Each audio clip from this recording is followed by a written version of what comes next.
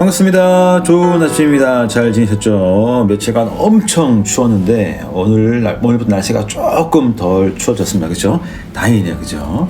자, 이제 이번 주 한 주 지나면은 다음 주가 되고, 다음 주가 되면 이제 거의 2023년이 다 끝납니다. 그죠? 야, 내가 오늘 뭐 했지? 라는 말을 할 만큼 시간이 무척 빨리빨리 지나가는 것 같습니다. 자, 그러나 그렇게 빨리 지나가는 시간 속에서도 잠시 멈춰서 내 자신을 돌아보고, 내가 오늘도 말씀을 잘 살았나? 내가 계획한 대로 잘 살고 있나? 내가 주님 말씀에 귀를 기울이게 애를 쓰고 있나? 이렇게 좀 생각하면서 또 잘 살아가시는 복된 삶이 되기를 간절히 축복합니다. 오늘은 2023년 12월 26일이고요. 맥천성결기 361차, 우리가 있는 성경은 321페이지입니다. 자, 맥천성결기 361차 출발합니다. 오늘 볼 말씀 역대하 31장이고요. 두 번째로 요한복음 16장입니다. 역대하 31장 먼저 보실까요? 작은 소제목에 뭐라고 되어 있습니까? 히스기야 개혁이라고 되어 있죠. 그죠? 히스기야 개혁이라고 했으니까 이제 히스기야는 왕이 하나님의 말씀 더 잘 살기 위한 어떤 방법들, 그가 취했던 여러 가지 일들을 우리에게 말씀해주고 있겠죠. 그죠? 자, 첫 번째 보시면 유다 여러 성읍에 이르러 주상들을 깨뜨리며 아세라 목상들을 찢으며, 또 쭉 보시면 산당들과 제단들을 제거하여 없애고 우상을 다 없애버리고 우상을 섬겼던 흔적들을 다 없애버리고 있다라고 말씀하고 있죠. 그리고 1절 마지막 부분 보시면 이스라엘 모든 자손이 각각 자기들의 본성 기업으로 돌아갔더라. 본성 기업으로 돌아갔다. 좀 이해하기 쉬운 새 번역으로 보면 자기들의 유산이 있는 곳으로 돌아갔다. 그러니까 평소 하던 일을 하러 갔다라는 거죠. 이게 무슨 말입니까? 우상을 숭배하게 되면 엉뚱한 일을 하게 만든다라는 것입니다. 우리가 이단에 빠지게 되면 사람들이 정상적인 생활을 하지 않는 것을, 하지 못하는 것을 봅니다. 그죠? 직장 내려놓고 집에 잘 돌아가지도 않고, 그죠? 그러니까 우리가 믿음이라는 것은 다시 한번 기억해 보면, 믿음이 좋다라는 것은 오늘 나에게 주는 일상에서 열심히 잘 사는 것, 말씀대로 잘 순종하며 사는 것, 이랑 우리가 확인을 할 수가 있겠네요. 그죠? 그 다음 히스기야 보면은 레위 제사장들과 레위 사람들의 반열을 정하고, 또 일을 잘 정해주고 번제와 화목제를 드리며 여호와께 감사하며 찬송하게 하고, 3절 보실까요? 또 왕의 제단 중에서 얼마를 정하여 율법에 기록된 대로 번제 곧 아침과 저녁의 번제와 안식일과 초하루와 절기의 번제에 쓰게 하고, 아주 힘써서 지금 히스기야가 율법대로 살려고 애를 쓰고 있습니다. 온 백성이 하나님의 말씀을 깨닫고 일상에 살면서 하나님을 찬송하게 하려고 만들고 있고, 제사장 레위인들도 또 그들의 해야 할 일을 잘 할 수 있도록 도와주고 있습니다. 화목제 번제를 드리고 있고, 또 이 왕이 자기인 제사 중에서 하나님께 드리면서 또 율법이 정한 그 제사를 잘 드리게 하려고 애를 쓰고 있습니다.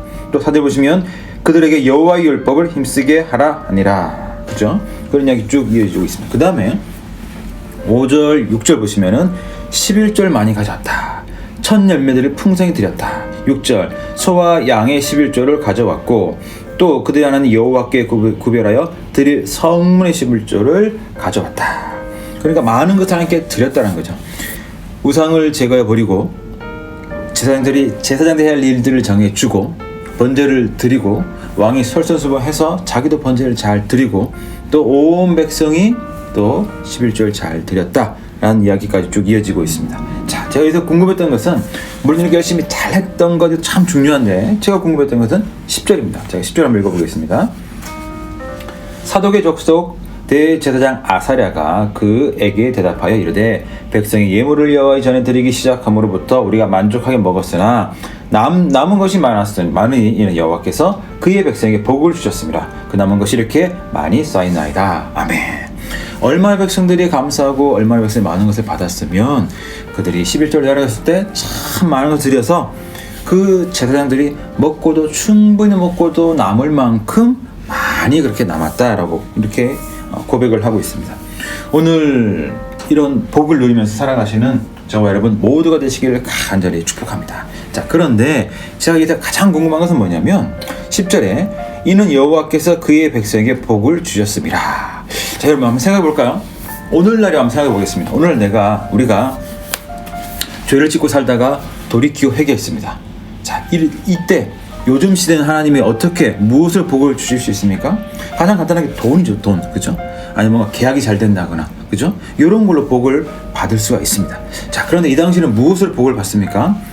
추수해서 곡식이 많이 거둬진다거나, 소나 양의 새끼를 많이 낳는다거나, 그런 걸로 복을 받을 확률이 훨씬 더 높습니다. 그렇죠. 자, 그러면 요즘은 오늘 우리가 복에 대해서 돈을 당장 받을 수 있죠. 오늘. 그죠? 금방 올 수 있습니다. 그러나 그 당시 기준은 뭐가 안 됩니까? 오늘 곡식을 많이 주실 수가 있습니까? 없습니까? 없습니다. 오늘 갑자기 양이나 소가 늘어날 수 있습니까? 그럴 수 없죠. 그렇다면 이 복은 하나님이 이미 백성들에게 주셨음을 알 수가 있습니다. 또 잘 기억해 보시기 바랍니다. 이 앞에 왕들의 이야기를 보면 또 비슷하게 왕들이 회개하고 돌이키고 또 백성들에게 또 율법을 가르치면서 하나님 말씀에 살도록 명령하신 것을 말한 것을 볼 수가 있습니다. 그때도 똑같은 일이 있었습니다. 백성들이 많은 걸 드렸는데 그 드린 것이 너무 많아서 참 그것이 차고 넘쳤다라는 이야기가 그 말씀이 앞에도 있습니다. 무슨 말입니까? 그러면 그 앞에까지 백성들이 막 마음대로 할 때는 하나님이 막 안 주셨다가 백성이 딱 돌이키니까 갑자기 막 부어주시고 그렇게 했다는 것일까요? 그렇지 않죠. 잘 생각해보면 하나님은 항상 백성들에게 은혜를 베푸셨음을 알 수가 있습니다. 백성들이 그 하나님의 은혜를 깨닫고 그들이 왕의 그 명령을 듣고 하나님을 기뻐하기 시작했을 때 그들이 받은 복임을 알았고 그래서 하나님께 많은 것을 드렸음을 우리가 이해할 수 있습니다. 오늘 저와 여러분들도 마찬가지입니다. 오늘 우리도 이미 하나님이 우리에게 주신 복이 많습니다.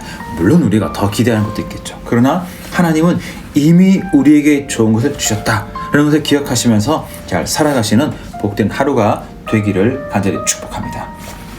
그래서 이미 나에게 주신 그 하나님께 감사하며 그 주신 것을 또 주님께 드리며 또 같이 옆에 있는 사람에게 나누며 그렇게 살아가는 복된 날 되기를 간절히 축복합니다. 자, 두 번째는 요한복음 16장입니다. 자, 여기 보시면 이제 곧 예수님이 제자들 떠나는 그 순간이 와서 제자들에게 하시는 말씀입니다. 자, 근데 예수님이 중요한 말씀 하시는 거죠. 왜냐하면 지금 제자들은 상실에 대한 두려움이 있습니다. 3년 동안 모든 것을 걸고 예수님을 따라다녔는데 이제 예수님이 곧 떠나신다고 하니까 불안하죠. 혹시 내가 3년 동안 예수를 믿은 것이 헛것은 아닐까?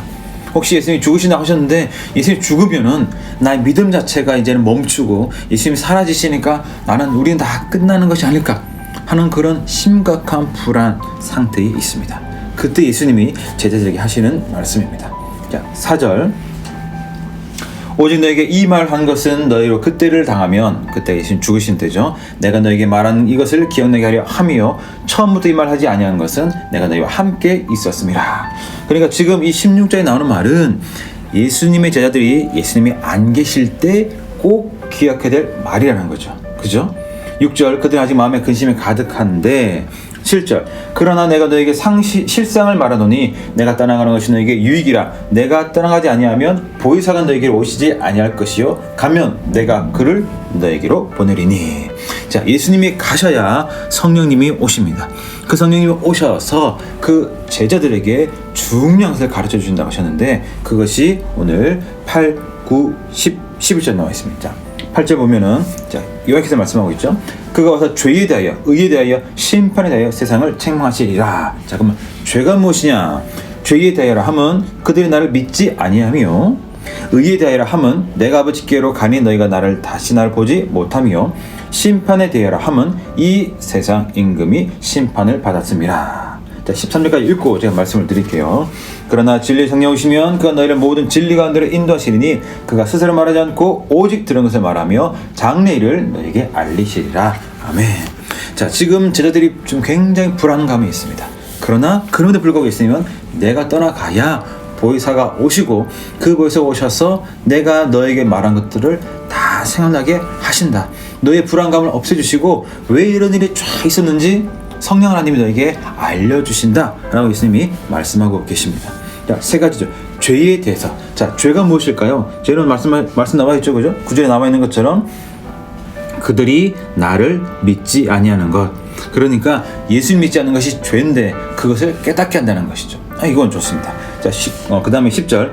의에 대하여 함은 내가 아버지께로 가니 너희가 다시 나를 보지 못함이요. 자, 의가 뭐냐? 근데 의가 나를 다시 보지 못한다. 자, 지금 유대인들은 무엇을 의롭다라고 생각하냐면 예수 그리스도를 십자가에 못 박는 것이 의롭다라고 생각합니다.